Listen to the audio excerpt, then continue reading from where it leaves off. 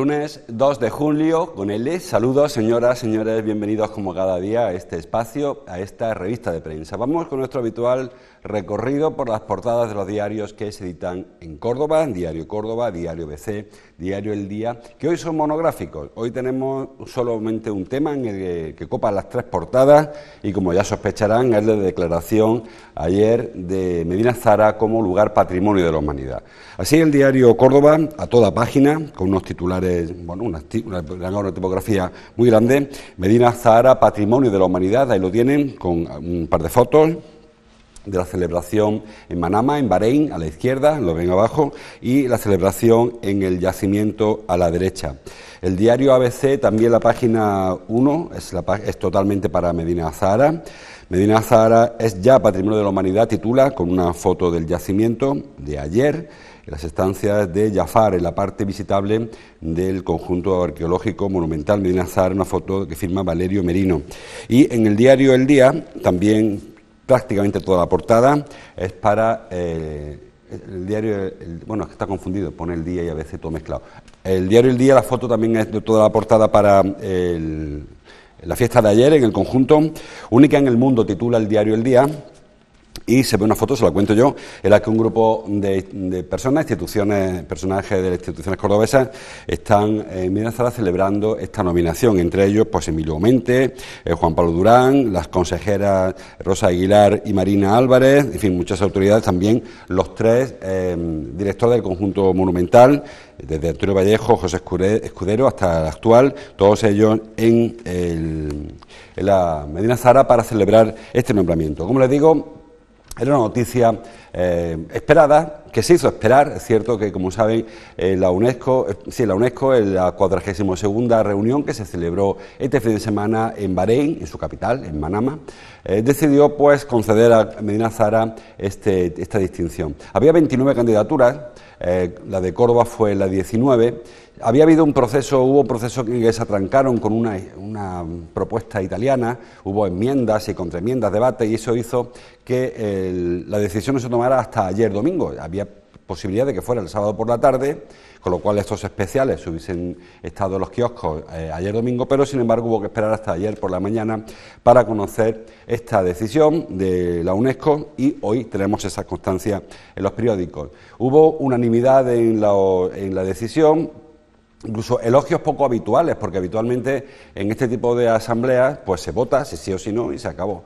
En este caso hubo palabras muy elogiosas, hubo guiños hacia la candidatura cordobesa, veíamos a las delegaciones de otros países, incluso hablando en español, felicitando a Medina Zahara, y hubo una auténtica, como le digo, baño de elogios para el conjunto monumental que estamos viendo en imágenes, el yacimiento arqueológico de Medina Zahara. Básicamente lo que se premió fue la historia de este edificio, de esta construcción, y su presente, y también en parte su futuro. Pero inicialmente lo que se valoró es que es la ciudad áulica, ciudad palatina, más importante del medievo, al menos de Europa, seguro. Y, bueno, pues importancia de encuentro de civilizaciones. Saben que es una isla musulmana en el oeste de Europa, y que aquí, en este lugar que estamos viendo, esto es la casa de Jafar, si mal no la reconozco de aquí, pues convivieron las civilizaciones orientales y occidentales durante algún tiempo. Y, bueno, pues ese pasado, no solamente en cuanto a la institución, sino en cuanto a la antropología. Siempre hemos venido destacando la semana pasada, que hemos hablado mucho de Medina Zahara, que Medina Zahara no fue un palacio, no era un palacio. Había una parte importante, que era un palacio. Saben que Medina Zahara tiene 3 alturas o 3 terrazas. La parte superior es que la que está más excavada, incluye la residencia de Abderramán III, también un alcázar donde viviría probablemente los altos mandos militares. Esto es la casa de Jafar, si mal lo reconozco también. Los altos cargos militares y una guarnición que protegería esta ciudad. Luego la siguiente terraza, la terraza intermedia, era una terraza institucional, donde estaba el Salón Rico, o el Salón de las Embajadas, donde se recibían a las delegaciones de otros países, otros reinos que visitaban Córdoba. Y luego, por último, la terraza inferior, la tercera terraza, es la que habitaría el pueblo, los artesanos fundamentalmente, que acompañaron al califa desde Córdoba a Medina Zahara. Saben que es una ciudad construida por el primer califa omeya, Abderramán III, que le sirvió sobre todo para hacer una ostentación de poderío. Saben que era una época en la que había varios califatos. A partir de la caída de los omeyas, de Damasco, donde vivían, a Bagdad, se produjeron en el mundo árabe varias escisiones. Una de ellas, la escisión del califato omeya en Al-Ándalus, otra del califato fatimí en el norte de África y el califato de Bagdad, que se mantenía en Siria, en la zona, en el Oriente Próximo. Bueno, pues Abderramán III intentó demostrar que él era el descendiente de Mahoma, y para ello se construyó esta ciudad, bueno, pues con esa envergadura que ya todos conocemos. Una ciudad, por cierto, que mantiene una medida mágica, una medida simbólica, el doble de ancho que de hondo, tiene 1,5 kilómetros de este a oeste. Pasa, Paco, está Paco con nosotros, su micrófono. Una ciudad, como le digo, de unas dimensiones importantes, una ciudad de 750 metros de norte a sur, 1.500 de este a oeste, esas dimensiones de 2×1 que la hacen también especialmente mágica. Bueno, pues de aquella ciudad se ha excavado solo el 10%, queda por excavar. Bueno, saludamos a Francisco Pollato. Paco, bienvenido.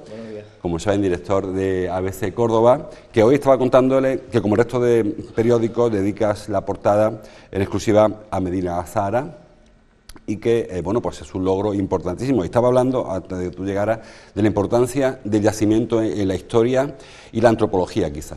Bueno, esa es una de las cualidades que más ha destacado la UNESCO, el hecho de que sea ahora mismo el único ejemplo de ciudad califal, de modelo de ciudad califal en Occidente, ciudades califales que se desarrollaron a finales del primer milenio y que afortunadamente el hecho de haber estado escondida en su mayor parte, como tú bien decías ahora, que el 90% está escondido todavía bajo superficie y solamente hay un 10% que ha sido excavado, ha permitido pues que se preserve con mayor autenticidad, ¿no? Que es lo que destaca, ¿no? Esa originalidad, esa autenticidad del yacimiento.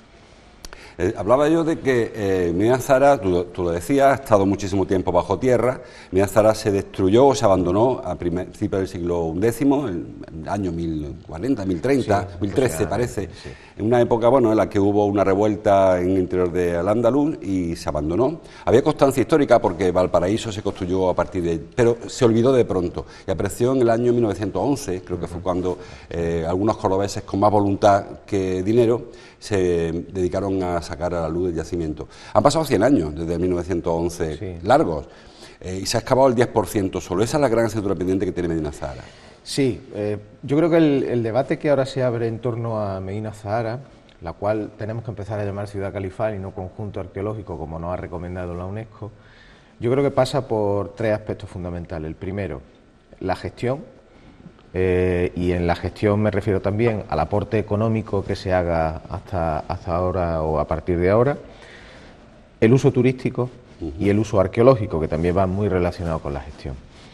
24 horas o 48 horas antes de que tuviéramos esta buena noticia, la Junta tuvo un posicionamiento un tanto negativo desde mi punto de vista el viernes, cuando se le preguntó a la secretaria general o a la secretaria de la Consejería de Cultura que bueno, que cuando iban a empezar a poner en marcha algunas iniciativas que en el dossier de la candidatura se han puesto sobre la mesa, que son necesarias para reforzar la gestión, y que la propia UNESCO ha pedido de manera implícita que se refuerce la financiación y la gestión del monumento.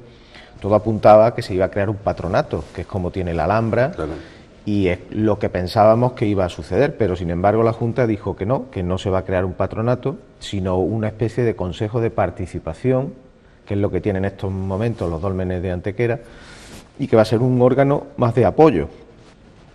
Eso con muy poca concreción en cuanto al dinero que se pueda aportar para el año que viene, por ejemplo, 2019.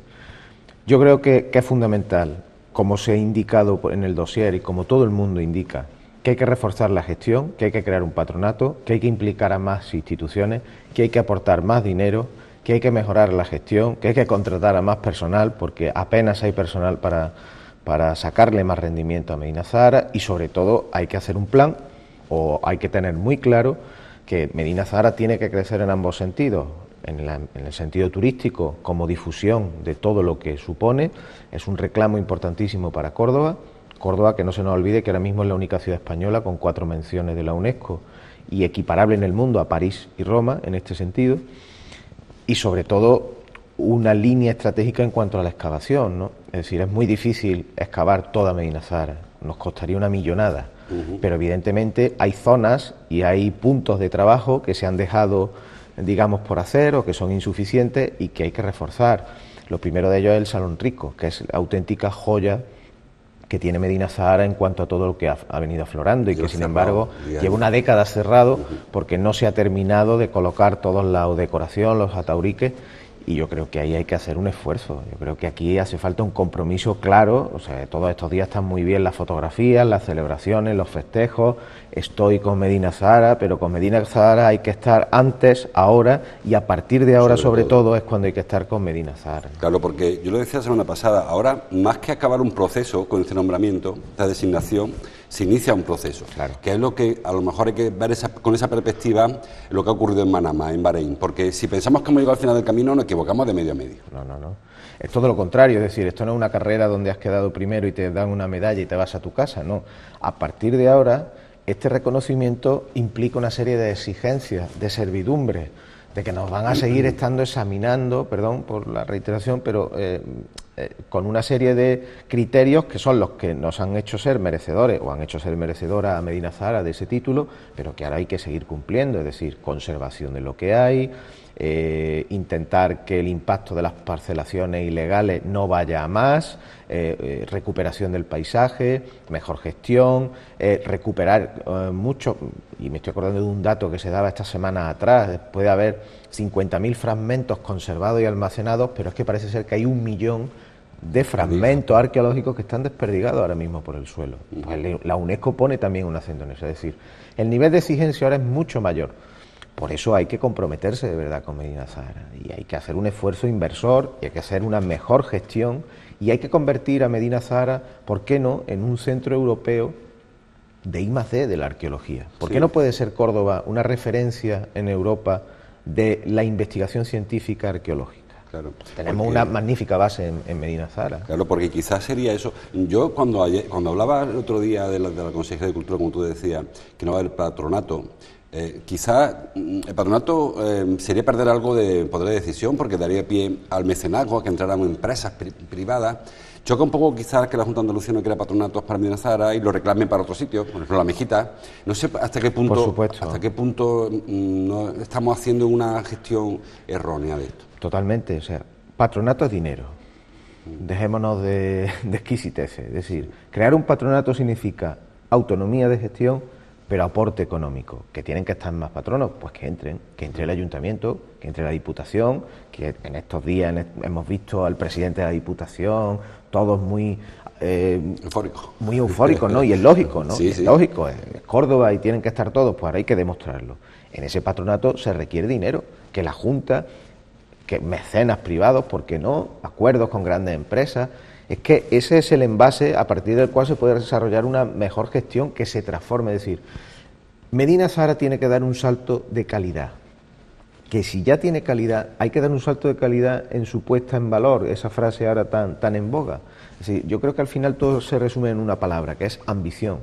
Con Medina Zahara hay que tener ambición y ahora mismo, a día de hoy, aunque tengamos el título, el yacimiento está a nivel de yacimientos menores, que pueden estar muy por delante incluso de Medina Zahara en otros aspectos. Es decir, que Medina Zahara, la categoría de Medina Zahara, lo que Medina Zahara representa, y nos han dicho y nos han recordado lo que es en estos días, tiene que estar mucho más por encima de lo que está. Y esa es la ambición que todo el mundo tiene que demostrar con Medina Zahara. Y eso se traduce en voluntad política, en dinero y también en un ejercicio por parte de nosotros, los cordobeses, de no darle la espalda. Es decir, hay por ahí todavía una encuesta que chirría en el oído y que habla de que un 60% de los cordobeses no conocen Medina Zahara. Eso es algo que no puede ser. O sea, hay que hacer un ejercicio también de difusión en la propia ciudad de lo que es Medina Zahara y aprovechar todas las potencialidades turísticas, porque ahora se va a hablar mucho de Medina Zahara y se está hablando mucho de Medina Zahara, eso hay que aprovecharlo.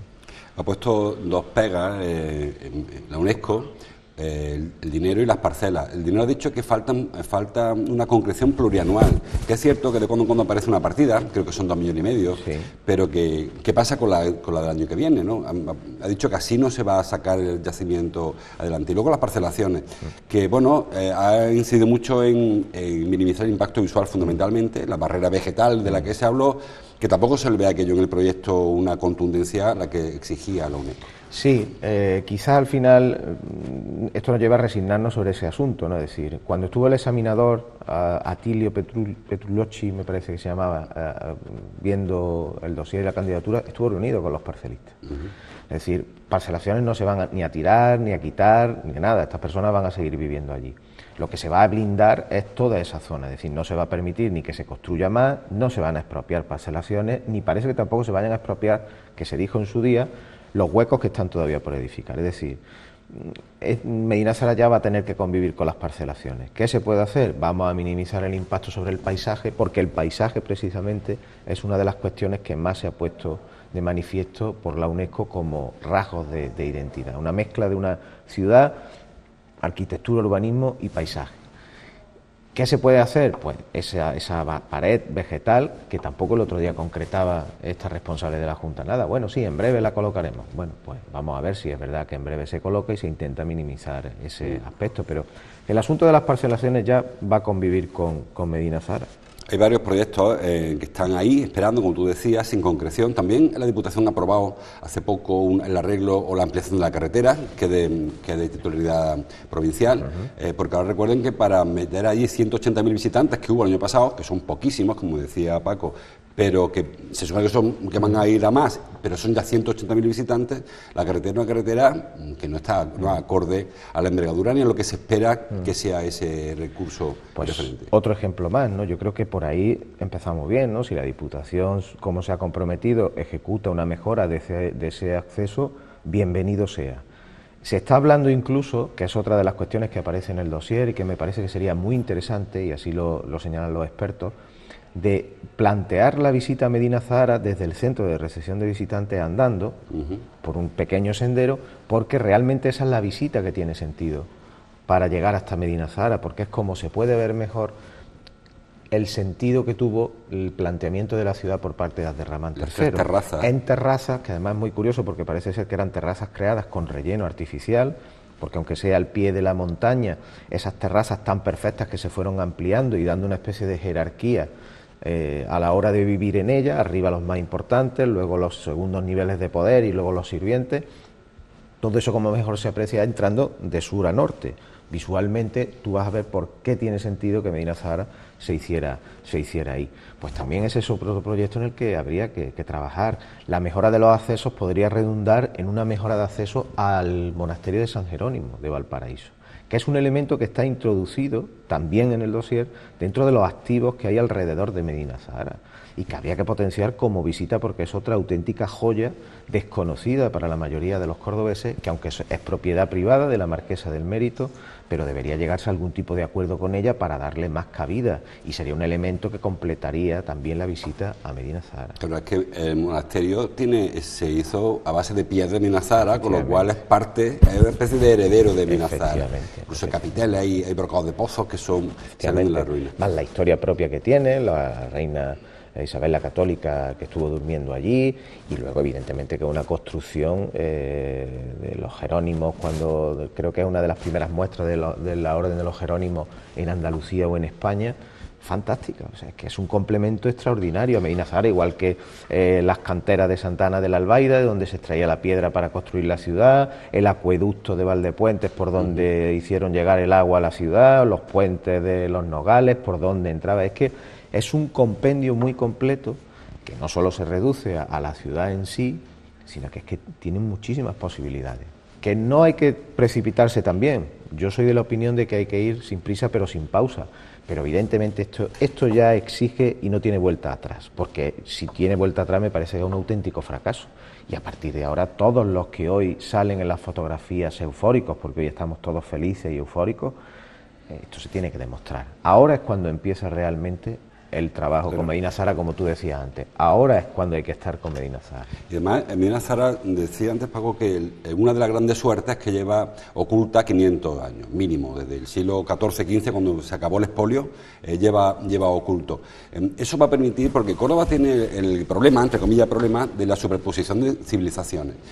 Los romanos se instalaron, destruyeron el pasado ibérico que hubiera, luego llegaron los visigodos, rompieron los romanos, los musulmanes rompieron, destrozaron los visigodos. Aquí no, aquí expoliaron, pero se quedó tal y como está. Quiero decir con esto que a lo mejor, como valor antropológico, en Medina Zahara hubo una seca, lo más importante en su época de Al-Ándalus. No se conoce ese tipo de estructuras en la ciudad porque se destruyeron y se fueron sobreponiendo. Eso tampoco se está avanzando nada. Hablabas tú de los puentes, de los caminos que llama Medina Zahara. Tampoco se ha avanzado nada en eso. Es decir, que la vida de una ciudad, aunque sea una ciudad administrativa como era Medina Zahara, tiene que aportar muchísimo de lo que no se pudo recuperar de la gran ciudad califal. Es que la singularidad de Medina Zahara es que no hay otra ciudad como ella en el mundo de esa época. Es decir, el modelo en el que se inspira Abderramán III para construir Medina Zahara es un modelo de ciudad califal que ya existe en Oriente Próximo, que ya existe en su territorio original, ¿no? Que hay ciudades que son larguísimas, kilométricas, pero lo que hace Abderramán III, lo que hace el califa es, con ese modelo inspirador, crea una ciudad exclusivamente para él, con una cantidad de singularidades bárbaras, porque llega a un sitio que ya tiene una base de civilizaciones como son los romanos. O sea, estamos hablando de que ¿por qué hay un acueducto? Porque es que los romanos hicieron un acueducto, claro. Ellos se adaptan a esas circunstancias, pero en la disposición urbanística de la ciudad, en la propia constructiva de los edificios. Se habla de que había estatuas de Venus en la entrada en los accesos a la ciudad. O sea, eso no es un elemento que se contemple en una ciudad califal, pero es una herencia. Más luego todas esas singularidades que decíamos, de usar las terrazas, de ir ampliando las terrazas, de hacer que los visitantes que tenía el califa fuesen entretenidos durante mucho tiempo en distintas estancias para dar todavía mayor solemnidad a su encuentro con el jefe, digamos, con el califa. Es una ciudad que tiene cantidad de variables, como tú decías, de matices constructivos que están escondidos la mayoría de ellos. Y más luego toda esa zona de la Medina que hay fuera de la muralla, que es de donde vivía la gente alrededor de la gran ciudad administrativa. Es que es un diamante por pulir, que no hay que volverse loco ahora puliéndolo, pero poco a poco hay que sacarle muchísimo más partido. Por acabar con el asunto, hemos visto muchas fotos de la celebración. Vimos la foto en Bahrein, en Manamá, también vimos la foto de Medina Zahara. Solamente ya por acabar este asunto, ¿se ha apropiado quizá el PSOE de ese éxito? A ver, evidentemente Medina Zahara es propiedad de la Junta de Andalucía. Es normal que la Junta de Andalucía acapare el protagonismo y ejerza un exacerbado afán por dar a conocer patrimonio de Andalucía y por anotarse ese tanto. Eso ha llevado el efecto arrastre de que coincide que el ayuntamiento está gobernado por el PSOE, la Diputación por el PSOE, y se han cuidado mucho de hacer valer y acaparar, digamos, este logro. Pero hay que recordarle una cosa, y es que Medina Zahara pudo haber sido ya patrimonio de la humanidad hace 12 años. Inició la carrera casi a finales de la década de los 90, y hubo un momento en que este mismo partido, cuando gobernaba también la Junta de Andalucía y tenía otros consejeros de cultura, fue el que relegó de ese camino a Medina Zahara. Se salió, en favor de los dólmenes de Antequera. Y eso hizo retrasar mucho esa cuenta, que hasta hace unos años, hasta 2014, que se volvió a retomar la elaboración del dossier previo y se incluyó ya en la lista que España iba a presentar, hubo 8 años en los que Medina Zahara siguió en el más absoluto olvido.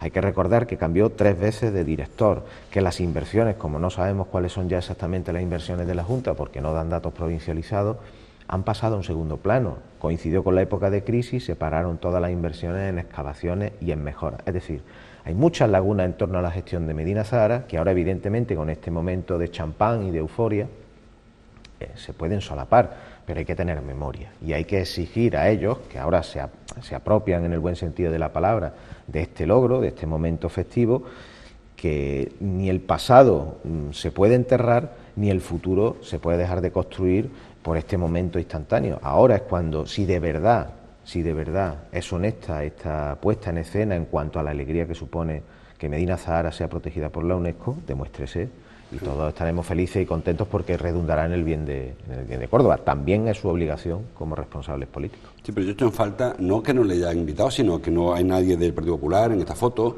en la de Medina Zara, por ejemplo, porque la Bahrein está muy lejos, pero Medina Zara está al lado. Ni siquiera Izquierda Unida. Probablemente, gobierno, efectivamente, se vio en la candidatura 2016, que desgraciadamente fue algo que perdimos, y en los patios y en otras circunstancias se ha visto esa unidad, ¿no? Esa unidad en la que iban todos, en la que bueno, hubo una foto final, sí, probablemente hoy en las fotografías no aparece ningún miembro del Partido Popular, desconozco si fueron invitados y no quisieron acudir. Lo que sí es cierto es que han ido por su cuenta solamente a hacerse allí fotografías y vídeos y tal. De Izquierda Unida no tenemos noticias, aunque creo que Pedro García estuvo en los primeros días, pero sí ha sido una imagen muy cerrada y muy acaparada por los dirigentes socialistas. Eso no nos cabe la menor duda, porque ha sido un fin de semana intenso en el que se ha derivado allí al yacimiento todo el seguimiento de las deliberaciones, y han estado muy presentes en las redes sociales y allí todos los consejeros de la Junta de Andalucía. Ha sido un despliegue bastante potente.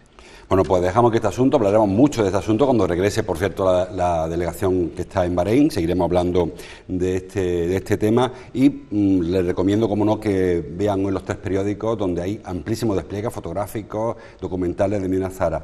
Para más información, el libro de Vallejo, me parece espectacular, de Antonio Vallejo, creo que es lo mejor que se ha hecho. Sí, es el más completo, es el más científico, pero sobre todo porque se trata de una persona que ha sido director del yacimiento, con sus luces y con sus sombras, durante más de 30 años. O sea, el nivel de conocimiento que atesora Antonio Vallejo es fantástico, ¿no? Y es un libro que desmenuza muchísimos detalles.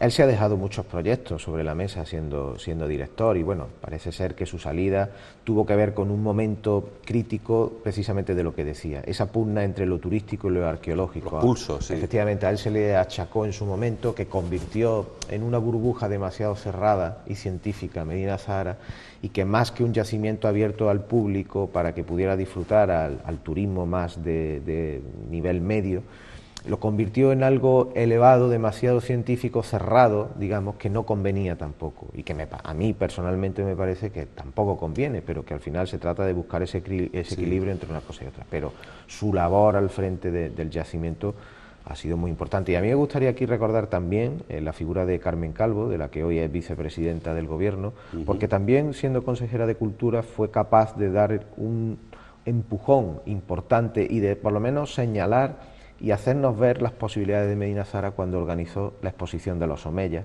que fue una exposición que de repente nos puso delante de los ojos a Medina Zahara, que teníamos prácticamente olvidada, y que supuso un revulsivo de visitantes y que supuso una internacionalización de la imagen de Medina Zahara. Son ese tipo de cuestiones las que yo decía antes, ¿no? Esa ambición, esa hambre porque Medina Zahara de verdad esté en el sitio que se merece, ¿no? No digamos que es la ciudad que brilla porque queda muy bonito y es lo que significa, sino vamos a darle brillo entre todos, y es que merece ese brillo. Vino Bashar al-Assad, creo recordar, presidente de Siria. Bashar al-Assad vino a la inauguración con sus majestades los reyes. La visita nocturna que hay ahora, la iluminación, el proyecto de la Fundación Endesa, y que también ha capitaneado Rosa Aguilar, el tiempo que ha estado de la Consejería de Cultura, son todo cosas buenas, positivas, yo creo que ayudan, que tienen que ir en esa línea. Para seguir adelante. En los periódicos queda un espacio pequeñito para hablar de fútbol. Saben que ayer se disputó el partido de octavos de España y que España, como suele ser frecuente en las últimas citas,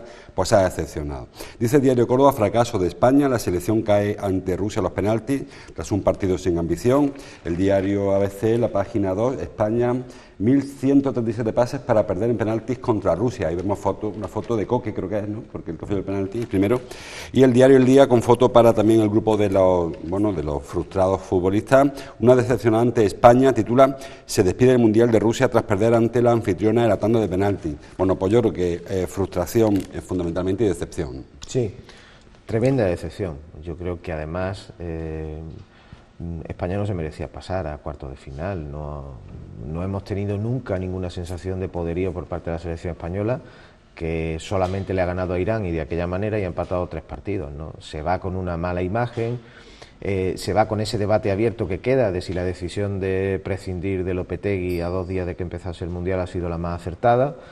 Se va con una sensación de una buena plantilla, de unos buenos jugadores que han estado muy, muy, muy oscuros algunos y muy, muy, muy grises otros, con contadas excepciones.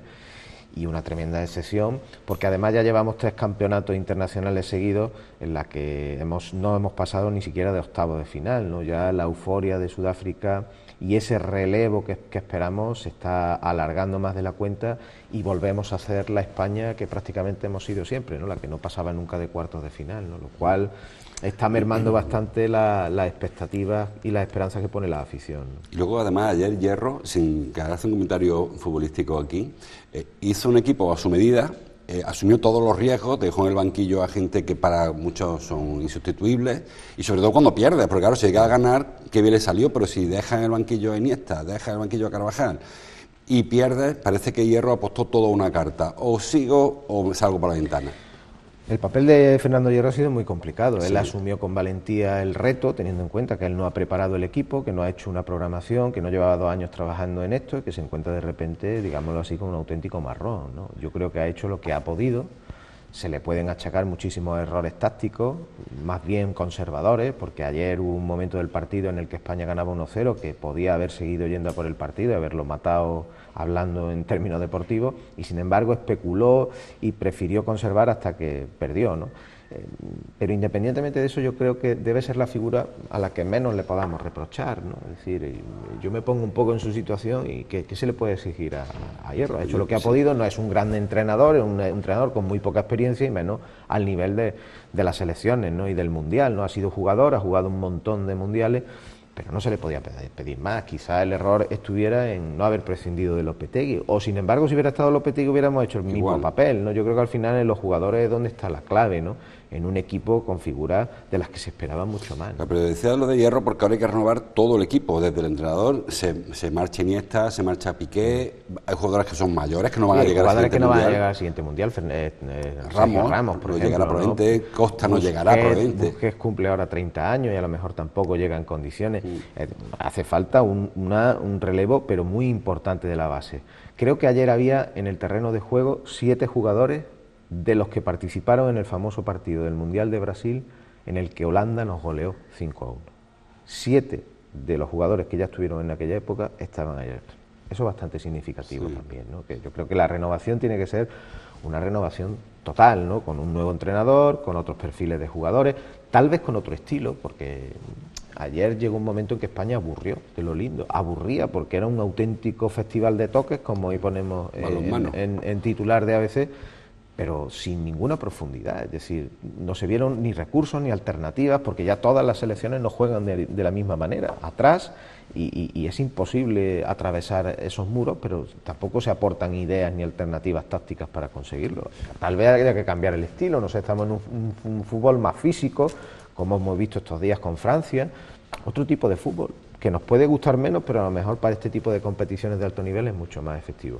Bueno, pues acaba el Mundial para España, nos queda todavía la emoción de ver qué hace el Córdoba con su equipo, porque ahora parece que la pugna entre Oliver y León por el técnico la ganó León, parece inicialmente, él era el hombre más cercano a él, pero ahora Oliver que va a hacer el equipo, y ahora tenemos 3-4 días donde se esperan que lleguen los fichajes. Sí, ese es el cometido de Oliver, y vamos a ver cuál es la lista de jugadores que vienen finalmente y el equipo que es capaz de armar Francisco, hasta dónde le van a dejar a él opinar sobre el equipo, porque parece que eso va a ser uno de los temas más controvertidos, ¿no? Si la plantilla se la va a encontrar hecha aunque él sea el entrenador. Bueno, pues iremos informando de eso el miércoles, creo que rueda de prensa donde se presenta cuando se presenta Francisco. Francisco, quizás ya se presente, empiecen a llegar jugadores, conoceremos si vamos a Panamá, si vamos a Londres, dónde vamos, porque no sabe el equipo todavía dónde va a hacer la pretemporada. O acabaremos en Málaga o en Jerez de la Frontera, que también se estaba... En Jerez se hizo este mini stage que se hizo durante... Se hablaba de Jerez o de la costa levantina también. Bueno, pues lo iremos contando todo eso durante toda la semana. Gracias, Paco, gracias como cada lunes. Gracias a ustedes por estar ahí. Les repito, vean Medina Zahara, conózcanlo y si pueden, aprovechen. Además hay un par de días jornada de puertas abiertas en la ciudad califal de Medina Zahara para visitarlo. Gracias por su atención. Lo dejo como cada día con Ángeles Mellado. Nosotros mañana volvemos a seguir leyendo la prensa. Hasta entonces, gracias por su atención.